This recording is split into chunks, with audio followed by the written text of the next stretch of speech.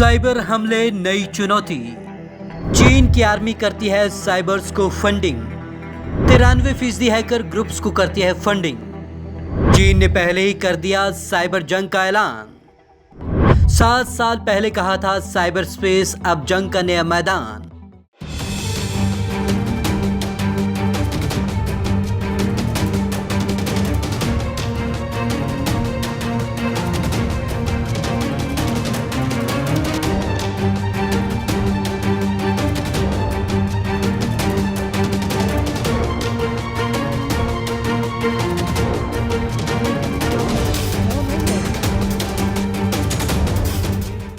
Cyber वार को लेकर चीन का रवैया हमेशा आक्रामक रहा है। 2009 में अमेरिकी पॉलिसी थिंक टैंक RAND की एक स्टडी आई थी।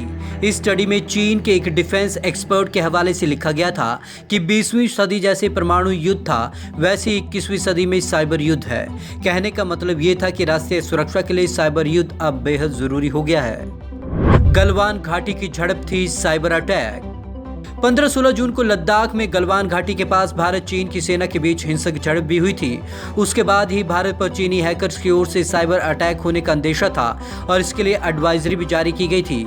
हिंसक झड़प के बाद चीनी हैकर्स ने 5 दिन तक 40,300 से ज्यादा बार साइबर हमले किए थे। सरकार से मिलती है चीन को साइबर अटैकर्स को फंडिंग। चीन में साइबर वॉर के लिए बाकायदा हैकर्स ग्रुप हैं और माना जाता है कि दुनिया की सबसे बड़ी हैकर आर्मी चीन के पास है, जिसमें 3 लाख से ज्यादा हैकर्स काम करते हैं। इनमें से 93% हैकर ग्रुप को वहां की पीपुल्स लिबरेशन आर्मी और चीनी विदेश मंत्रालय से फंडिंग भी होती है। चीन ने इन सब की शुरुआत अमेरिका को देखकर की थी। दरअसल 90 के दशक में इराक के खिलाफ अमेरिका ने युद्ध छेड़ दिया था। मकसद था कुवैत को इराक के कब्जे से छुड़ाना। इस लड़ाई में अमेरिका का साथ ब्रिटेन, फ्रांस, सऊदी अरब और कुवैत समेत 34 देशों ने किया था।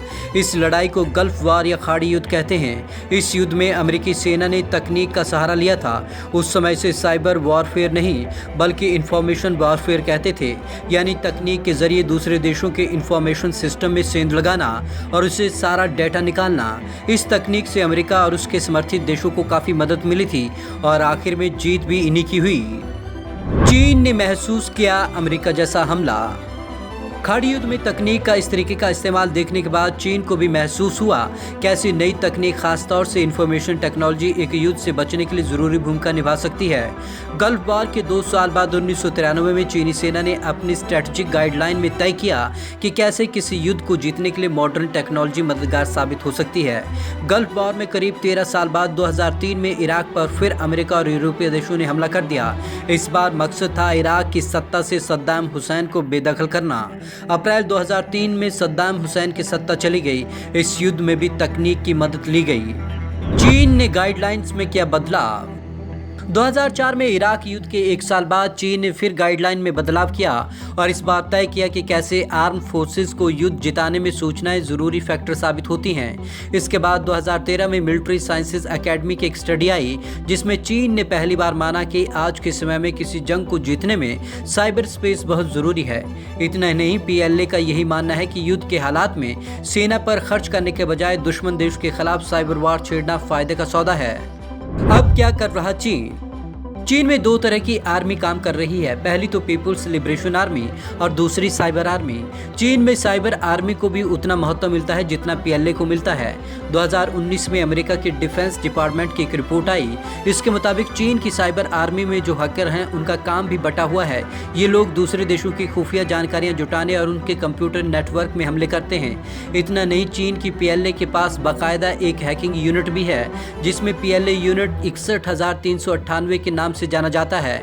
इसका हेडक्वार्टर 12 मंजिला है जो शंघाई के पुंडोंग में है। PLA की इस यूनिट के हेडक्वार्टर के बारे में दुनिया को 2013 तक पता ही नहीं था। 2013 में अमेरिकी कंप्यूटर सिक्योरिटी फर्म मैनडिटिंग ने इसकी बिल्डिंग के बारे में और इसके काम के बारे में 60 पन्नों की एक स्टडी में बताया था। हालांकि PLA की इस यूनिट का चीनी सेना के रिकॉर्ड में कहीं जिक्र नहीं, लेकिन ये भी सच है कि ये यूनिट दुनिया भर में हैकिंग करती है, साइबर अटैक करती है। नवंबर 2008 में अमेरिकी एजेंसियों ने कहा था कि 398 यूनिट ईमेल के जरिए हैकिंग करती है। ये पहले ईमेल करती है और ईमेल पर क्लिक करते ही उसके सिस्टम में सेंध लगा देती है। चीन ने हाल ही में इंफॉर्मेशन वार के लिए एक नई स्ट्रेटजी अपनाई है जिसे इंटीग्रेटेड नेटवर्क इलेक्ट्रॉनिक वारफेयर यानी कि INEW नाम दिया गया है। इसके दो काम हैं, पहला कंप्यूटर नेटवर्क पर हमले करना, दूसरा इलेक्ट्रॉनिक वारफेयर 4। इसके अलावा PLA में ब्लू फोर्स इंफॉर्मेशन वार नाम से भी एक यूनिट है जो जैमिंग और नेटवर्क अटैक का काम करती है। Bureau report, Punjab Kesari TV, Chandigarh.